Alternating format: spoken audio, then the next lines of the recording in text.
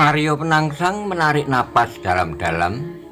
Kesempatan untuk membentur ilmu melawan Sultan Hadiwijaya telah digagalkan oleh gurunya.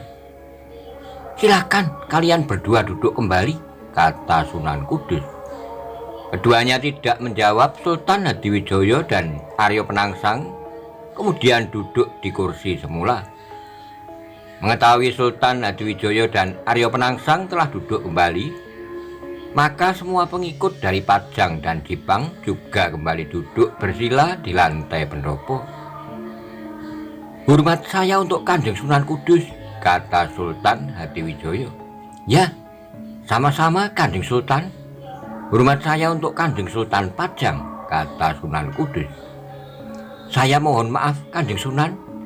Saya sebagai tamu di Panti Kudus telah berbuat di luar unggah-ungguh. Saya telah bertengkar dengan Kakang Mas Penangsang, padahal maksud kedatangan saya semula adalah untuk musyawarah ilmu dengan Kanjeng Sunan Kudus," kata Sultan Hadiwijaya. "Ya, karena situasi yang tidak memungkinkan dan suasana yang masih panas, maka sebaiknya acara musyawarah ilmu dibatalkan saja, Kanjeng Sultan," kata Sunan Kudus. "Betul, memang sebaiknya acara musyawarah ilmu dibatalkan saja, Kanjeng Sunan," kata Sultan Pajang. "Kalau begitu silakan Kanjeng Sultan beristirahat di kamar belakang," kata Sunan Kudus. "Kalau acara musyawarah ilmu ini dibatalkan, kami akan langsung pulang ke Pajang, Kanjeng Sunan," kata Sultan Hadiwijaya. "Begitu tergesa-gesa, Kanjeng Sultan?" tanya Sunan Kudus. Sultan Hadiwijaya tersenyum, lalu Kanjeng Sultan pun berkata, "Ya Kanjeng Sunan, ada beberapa pekerjaan yang harus saya selesaikan segera." "Baiklah Kanjeng Sultan, jadi Kanjeng Sultan beserta rombongan akan pulang ke Pajang sekarang?" tanya Sunan Kudus.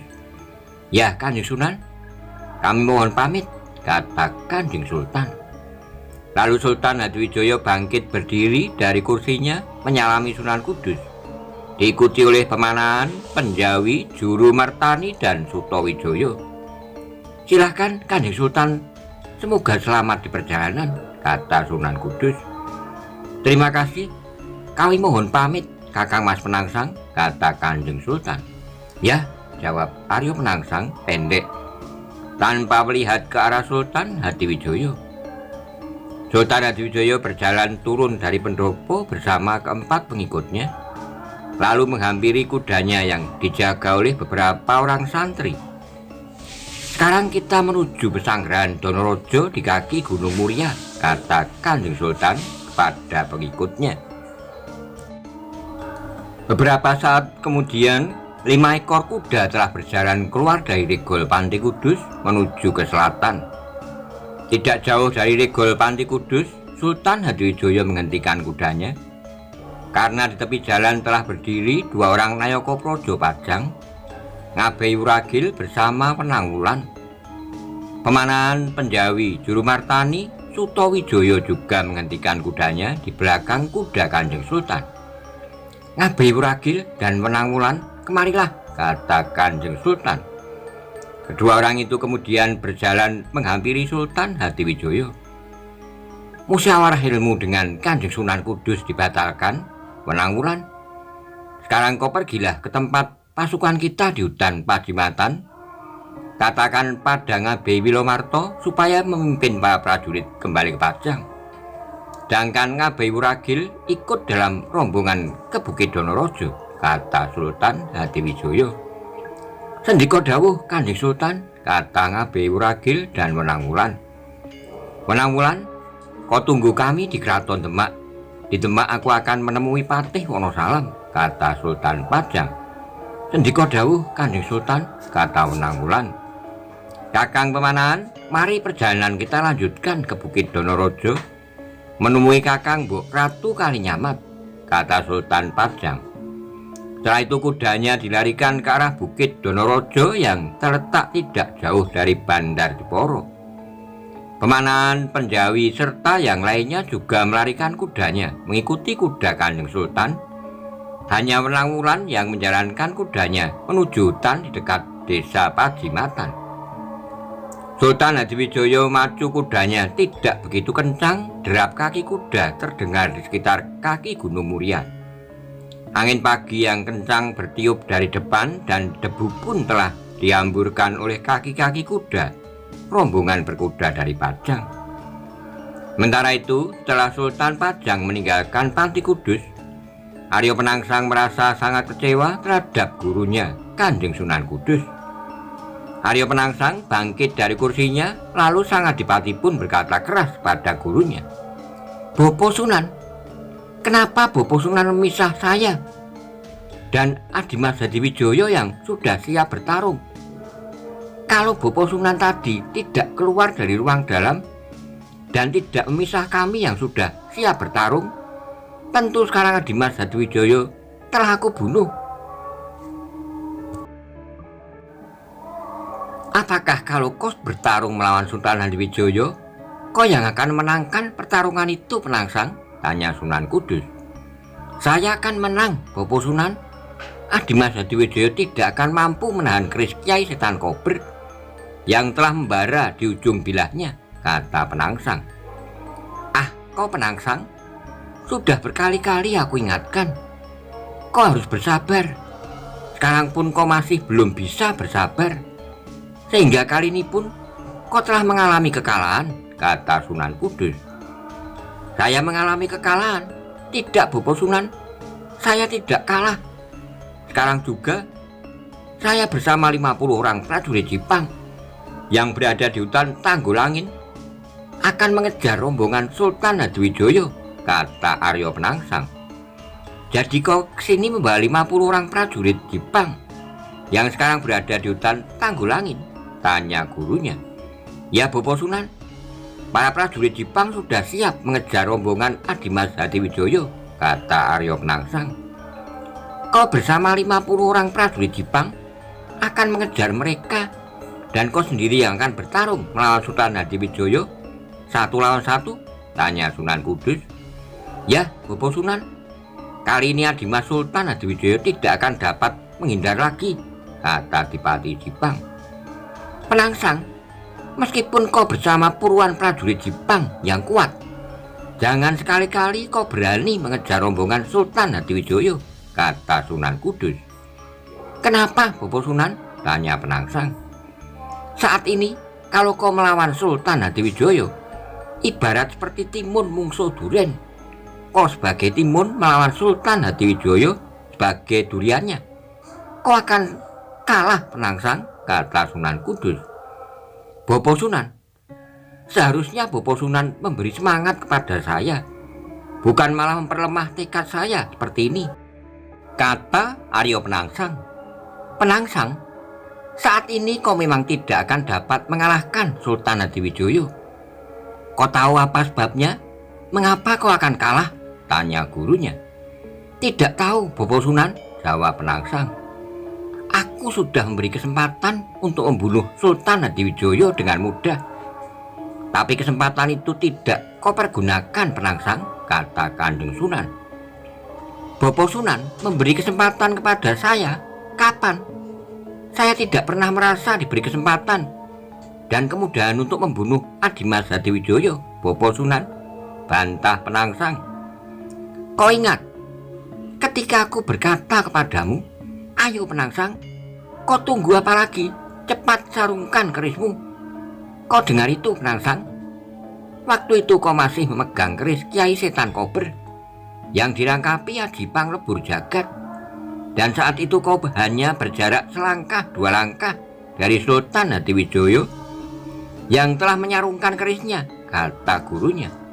"Ya, Bopo Sunan, saya sudah menuruti perintah Bopo Sunan. Saya juga telah menyarungkan keris Kyai Setan Kober," kata Arya Penangsang. Aryo Penangsang terkejut ketika Sunan Kudus berkata, "Penangsang, seharusnya kau sarungkan keris Kyai Setan Kober di tubuh Sultan Hadiwijoyo." Mata Penangsang terbelalak ketika mendengar perkataan gurunya. Ternyata dia tidak tanggap atas isyarat yang diberikan oleh gurunya. "Paman Metaun," teriak Aryo Penangsang. "Dawuh dalem Kanjeng Adipati," jawab Patih Metaun. "Paman Metaun, apakah kau mengerti tentang isyarat yang diberikan oleh Bopo Sunan?" tanya Aryo Penangsang. "Saya mengerti Kanjeng Adipati," kata Metaun. "Kenapa kau tidak bilang kepadaku, Paman Metaun?" bentak sang Adipati. "Saya tidak bisa berteriak, Kanjeng Adipati. Kalau saya berteriak supaya Kanjeng Adipati menyarungkan keris Kyai Setan Kober di tubuh Sultan Hadiwijoyo, maka Kanjeng Sultan pun mengetahui kalau dirinya akan ditusuk keris oleh Kanjeng Adipati," kata Patih Metaun. Aryo Penangsang pun tertegun betapa hatinya telah menyesal dan kecewa. Ternyata dirinya kurang tanggap terhadap isyarat yang diberikan oleh Sunan Kudus. "Kalau waktu itu aku tusuk Adimas Hadiwijoyo dengan keris Kyai Setan Kober yang dilambari Aji Panglebur Jagat, maka sekarang Adimas Hadiwijoyo tentu sudah mati," kata Aryo Penangsang kecewa dan menyesali dirinya sendiri. "Satu lagi, mengapa aku melarang kau mengejar rombongan Sultan Hadiwijoyo? Karena kau telah melakukan sebuah kesalahan yang besar, Penangsang," kata Sunan Kudus. "Kesalahan? Saya tidak pernah membuat kesalahan apapun, Bopo Sunan," kata Adipati Jipang. Aryo Penangsang menjadi kaget ketika gurunya berkata, "Apakah kau mematuhi laranganku untuk tidak duduk di kursi ini, Penangsang?" Kembali Aryo Penangsang tertegun. Ia sama sekali tidak ingat larangan gurunya karena hatinya saat itu sedang diliputi rasa marah terhadap Sultan Hadiwijoyo. "Maafkan saya, Bopo Sunan. Saya sama sekali tidak teringat akan larangan Bopo Sunan. Saya memang duduk di kursi yang berada di sebelah timur, Bopo Sunan," kata Aryo Penangsang. "Semua sudah terlanjur, Penangsang. Tidak bisa diulangi lagi," kata Sunan Kudus. Aryo Penangsang hanya bisa terdiam mendengar perkataan gurunya. Sang Adipati tidak tahu apa yang harus dilakukannya. "Semua telah terjadi dan kau sekarang telah menanggung akibatnya," kata gurunya. "Saya mohon maaf, Bopo Sunan," pinta Aryo Penangsang. "Mulai sekarang, kalau kau bertarung, kau tidak akan dapat memenangkan pertarungan. Kau akan kalah, Penangsang," kata Sunan Kudus. "Saya, Bopo Sunan, saya tidak akan dapat memenangkan pertarungan melawan siapapun," tanya Aryo Penangsang. "Ya, untuk seterusnya, kalau kau bertarung melawan siapapun, kau tidak akan dapat memenangkan pertarungan itu. Dan kau akan kalah sepanjang hidupmu, karena kau telah melanggar laranganku, Penangsang," kata gurunya.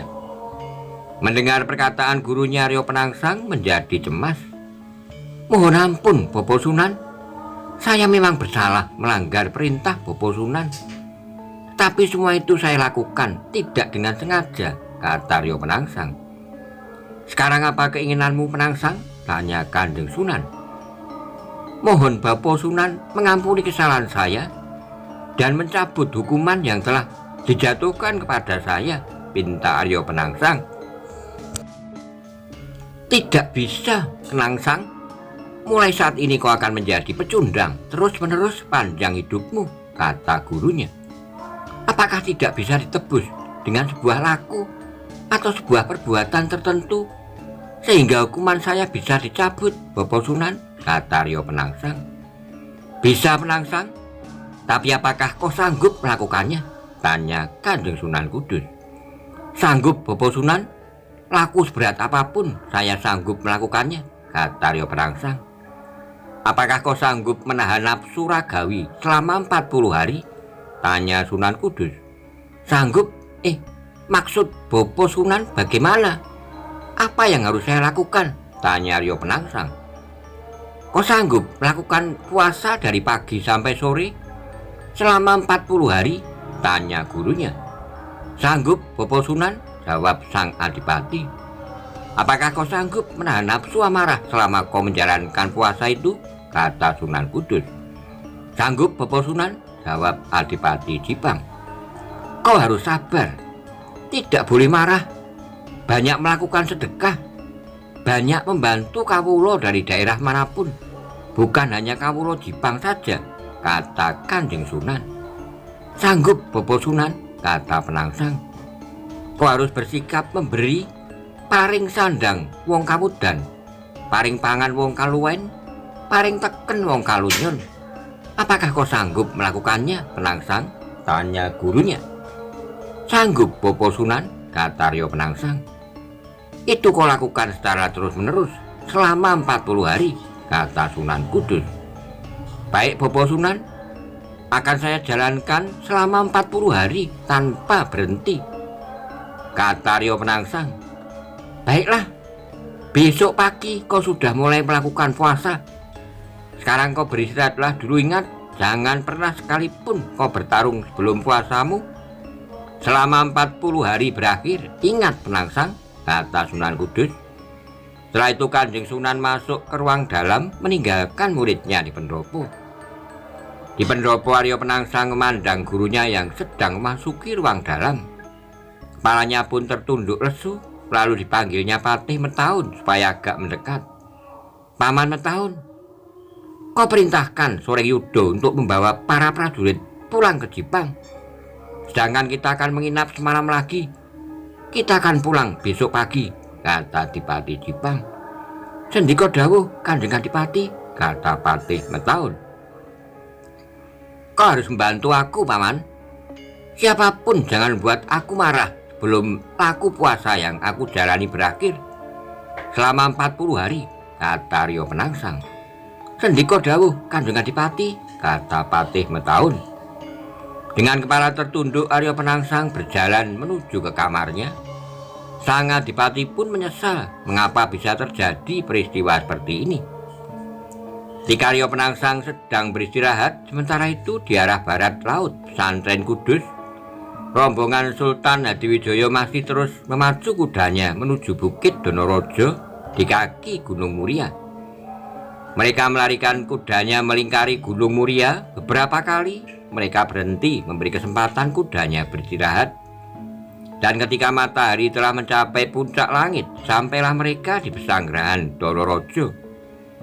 5 orang pengawal Kalinyamatan yang sekarang menjaga pesanggerahan berlari mendekati kuda Sultan Pajang. Selamat datang di pesanggerahan Donorojo, Kanjeng Sultan Hadiwijoyo, kata salah seorang pengawal Donorojo. Kau Ki Wasiso, kata Sultan Hadiwijoyo, sambil turun dari kudanya dan diikuti oleh 5 orang pengikutnya. Kuda-kuda para tamu dari Pajang segera dituntun ke belakang untuk diberi makan dan minum. Betul Kanjeng Sultan, hamba Wasiso pengawal Kanjeng Ratu Kalinyamat. Silakan Kanjeng Sultan beristirahat di ruang dalam, kata Wasiso. 6 orang tamu berjalan naik ke pendopo lalu menuju ruang dalam. Di sana Sultan Hadiwijoyo duduk di kursi dihadap oleh 5 orang pengikut Kanjeng Sultan beserta pemimpin pengawal Ki Wasiso. Ki Wasiso, kata Sultan Hadiwijoyo. Dawuh dalem Kanjeng Sultan, jawab Wasiso. Ki Wasiso, aku datang di Donorojo ini karena mendapat surat dari Kanjeng Ratu Kalinyamat, kata Sultan Pajang. Sendika Kanjeng Sultan, jawab Wasiso. Sekarang di manakah Kanjeng Ratu Kalinyamat bertapa, tanya Sultan Pajang. Kanjeng Ratu Kalinyamat berada di dalam. Yang satu lagi sedang topo wudo sinjang rikmo. Kanjeng Ratu berada di ruang dalam, Kanjeng Sultan, kata Wasiso. Siapakah yang tiap hari melayani keperluan Kanjeng Ratu, tanya Sultan Hadiwijoyo. 2 orang kemenakannya sepasang gadis yang belum dewasa, semakin dan prihatin. Keduanya putra Kanjeng Sunan Prawoto Swargi, kata Wasiso. Sultan Hadiwijoyo menganggukkan kepalanya. Lalu Kanjeng Sultan pun berkata, semakin dan prihatin, 2 orang perawan kencur putri dari Kakang Mas Sunan Prawoto Betul Kanjeng Sultan, kata Waseso. Coba kau menghadap Kanjeng Ratu Kalinyamat. Kau katakan Sultan Pajang ingin bertemu dengan Kanjeng Ratu, kata Sultan Hadiwijoyo. Sendika dawuh Kanjeng Sultan, hamba kesana sekarang, kata Waseso. Setelah itu ia pun bergeser mundur lalu berjalan keluar dari ruang dalam. Berapa saat kemudian Waseso pun telah kembali ke ruang dalam. Lalu ia pun berkata, Kanjeng Sultan ditunggu Kanjeng Ratu Kalinyamat di depan kerobongan. Baik Ki Waseso, jawab Sultan Hadiwijoyo. Kemudian Kanjeng Sultan pun berkata, Kakang Pemanahan, aku akan pergi bersama Ki Waseso menemui Kanjeng Ratu Kalinyamat. Kalian semua tunggu aku di sini. Sendika dawuh Kanjeng Sultan, kata Pemanahan. Sultan Hadiwijoyo berdiri lalu berjalan keluar dari ruang dalam diikuti oleh pemimpin pengawal Kalinyamatan, Waseso. Keduanya berjalan menuju sebuah bangunan yang terletak agak di belakang. Kanjeng Sultan segera naik ke pendopo lalu berjalan menuju ruang dalam. Sedangkan Waseso duduk bersila menunggu di pendopo. Di depan pintu ruang dalam dijaga oleh 2 orang emban yang duduk bersimpuh dan kedua emban itu menyembah ketika Sultan Hadiwijoyo lewat, lalu masuk ke ruang dalam. Ketika sampai di ruang dalam, Sultan Hadiwijoyo duduk di sebuah kursi yang telah disediakan untuknya. Sultan Hadiwijoyo dengan kepala menunduk duduk menghadap kakak iparnya, Kanjeng Ratu Kalinyamat yang sedang bertapa telanjang. Karena hatinya terbakar oleh dendam kesumat, tubuhnya tertutup oleh rambutnya yang panjang. Dan Kanjeng Ratu saat itu berada di dalam sebuah kerobong tertutup. Sultan Hadiwijoyo melirik ke arah sudut. Terlihat 2 orang kemenaan Sang Ratu Kalinyamat, 2 gadis kecil perawan kencur yang berwajah cantik, semangkin dan prihatin. Sedang duduk bersimpuh, mereka berdua bertugas melayani semua keperluan Sang Ratu. Tak lama kemudian terlihat wajah Ratu Kalinyamat di atas kain yang dibentangkan di dalam kerobong. Adimas Hadiwijoyo, kata Ratu Kalinyamat. Dawuh dalem kakang mbok Ratu, jawab Sultan Hadiwijoyo. Silahkan kalau Adimas akan menjadikan Pajang bukan lagi sebuah kadipaten yang kecil, tapi menjadi sebuah kesultanan yang besar. Silahkan Adimas, cuma ada 1 syarat yang harus Adimas penuhi, kata Ratu Kalinyamat. Syarat apa yang harus saya penuhi kakang mbok Ratu, kata Kak Lepet. Nyawa penangsang, kata Ratu Kalinyamat pendek. Dan sorot matanya pun memancarkan sebuah dendam kesumat yang belum terbalaskan. Sultan Hadiwijoyo yang telah menduga syarat yang diajukan adalah membalaskan dendam kesumat Ratu Kalinyamat hanya bisa terdiam, kepalanya masih tertunduk. Bagaimana Dimas? Aku rela Dimas sekarang menjadi sultan di Pajang, asal Dimas bisa membunuh penangsang, kata Ratu Kalinyamat. Kakang mbok, Kesultanan Pajang yang baru berdiri memerlukan beberapa pusaka untuk dijadikan sebagai sifat kandel, kata Sultan Hadiwijoyo. Apa yang kau kehendaki Adimas? Tanya Sang Ratu.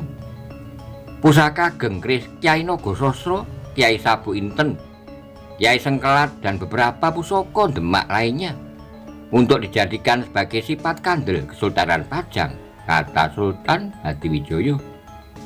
Baiklah, silakan ambil pusaka yang Adimas inginkan. Semuanya ada di ruang pusaka. Silakan diboyong ke Pajang, kata Sang Ratu Kalinyamat. Sultan Hadiwijoyo masih terdiam. Kanjeng Sultan tidak menjawab pertanyaan Sang Ratu. Kepalanya pun masih menunduk.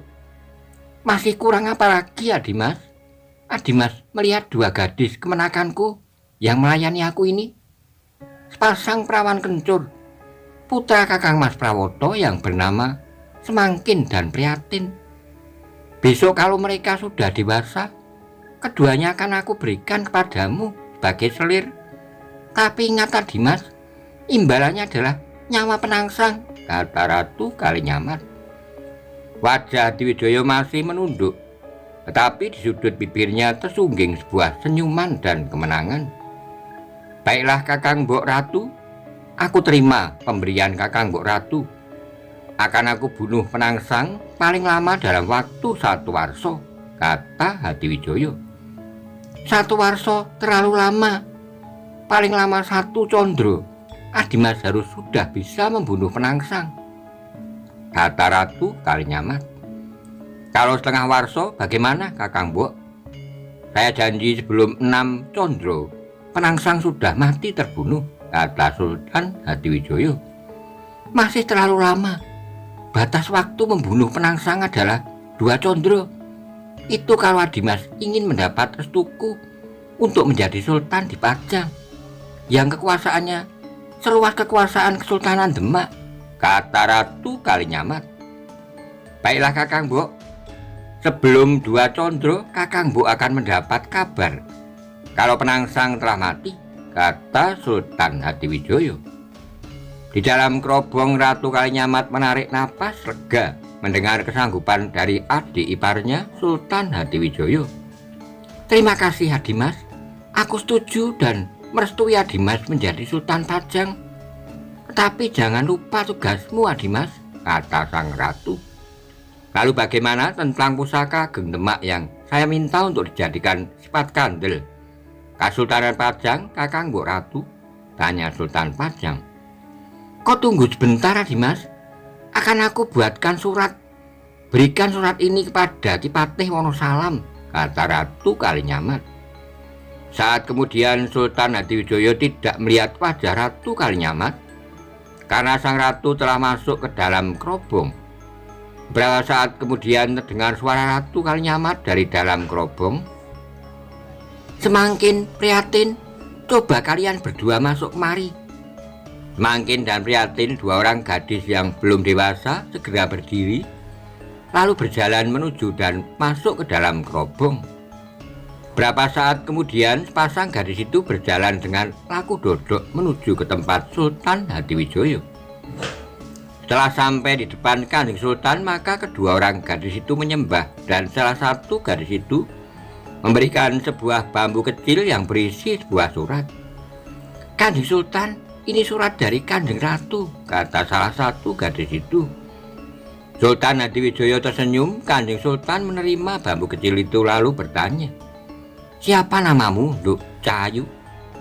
Nama hamba Semangkin, Kanjeng Sultan, kata gadis yang telah memberikan bambu kecil yang berisi sebuah surat. Yang di sebelahnya, siapa namamu, Nduk Cahayu? Tanya Kanjeng Sultan sekali lagi. Nama hamba Prihatin, Kanjeng Sultan, kata gadis di belakangnya. Semangkin dan Prihatin, sekarang kalian tinggal di sini dulu melayani Kanjeng Ratu. Nanti setelah kalian dewasa, kalian akan dijemput dan tinggal di Keraton Pajang, ya Cahayu, kata Sultan Hadiwijaya. Sendika dawuh Kanjeng Sultan, kata Semangkin dan Prihatin hampir bersamaan. Ya, sudah cukup Cahayu, kalian boleh kembali ke tempatmu, kata Sultan Pajang. Setelah menyembah, kedua gadis itu bergeser dan kembali ke tempatnya, duduk bersimpuh di sudut melayani keperluan Kanjeng Ratu Kalinyamat. Bagaimana Adimas Hadiwijaya? Tanya Ratu Kalinyamat yang berada di dalam kerobong. Baik Kakang Mbok Ratu, sesuai perjanjian semula, saya akan bunuh Arya Penangsang sebelum 2 condro terhitung sejak hari ini, kata Sultan Hadiwijaya. Terima kasih Adimas. Sabdo Pandito Ratu, kata-kata Adimas tidak bisa ditarik kembali. Berarti sebelum pada malam purnama 2 condro lagi, dendamku sudah terbalas, kata Ratu Kalinyamat. Baik Kakang Mbok Ratu, kalau begitu saya mohon pamit.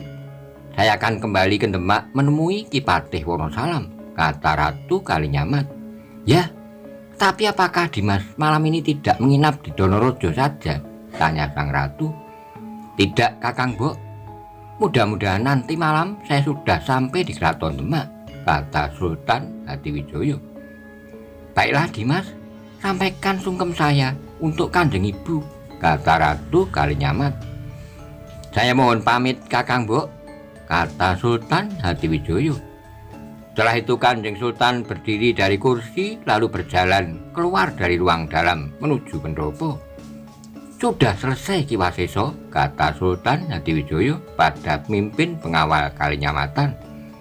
Ya Kanjeng Sultan, kata Waseso sambil bangkit berdiri lalu keduanya berjalan menuju dari pendopo menuju ke tempat semula. Mereka berdua kemudian masuk ke dalam rumah. Di sana masih menunggu Pemanahan dan para Nayaka Praja lainnya. Tak lama kemudian 2 orang pengawal masuk ke ruang dalam membawa 2 buah ceting berisi nasi dan 2 buah mangkok gerabah yang berisi sayur. Kanjeng Sultan jangan pulang dulu, silakan makan siang di Donorejo ini. Semua sudah disiapkan oleh para pengawal, kata Waseso. Terima kasih Ki Waseso, kata Sultan Hadiwijoyo. Setelah itu para tamu dari Pajang menikmati hidangan yang disuguhkan para pengawal di pesanggeran Donorejo. Berapa saat kemudian setelah selesai menikmati makan siang, maka Sultan Hadiwijoyo pun berkata, kita pulang sekarang, kata Sultan Hadiwijoyo. Sendika dawuh Kanjeng Sultan, kata Pemanahan. Lalu ia pun berdiri diikuti oleh Nayaka Praja lainnya serta anak angkat Kanjeng Sultan Sutawijoyo. Mereka semua mengikuti Sultan Hadiwijoyo berjalan menuju kuda-kuda yang tertambat di bawah pohon.